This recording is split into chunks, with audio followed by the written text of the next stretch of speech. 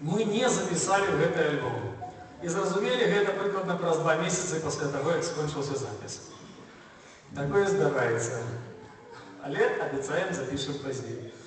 А зараз мы вам выканаем песню, вельмі папулярную сярод студэнтаў ўсёй Еўропы. Яна выконвалася на розных мовах.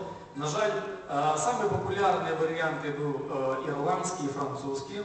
Яна была вельмі папулярна в кароне польскай і была папулярная ў нас. Але, на жаль, беларускі варыянт не захаваўся, таму мы вымушаны былі выкарыстаць польскі варыянт.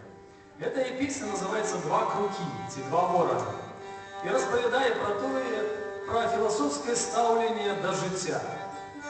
Спявалі, заўважыў гэтую песню на застоллях студэнты. У прысутнасці рыцараў не спявалі, таму што этой песні здзекуюцца з рыцараў. Сядзяць два вораны, разважаюць паміж сабой пра розныя моманты жыцця, але другі, у которага першы пытае, відаць, малады, пытае усталага, ён тлумачыць, ты разумееш, все, што ты пытаеш, і все праблемы, это не наши праблемы, это праблемы вось таго мёртвага рыцара, які сидзіць, лежыць пад нашым дрэвам. А у нас все добра. І такая асаблівасць. Все у ворона будзе добра, пакуль людзі ганяюцца за чым ганяюцца, зараз мы прыспеваем.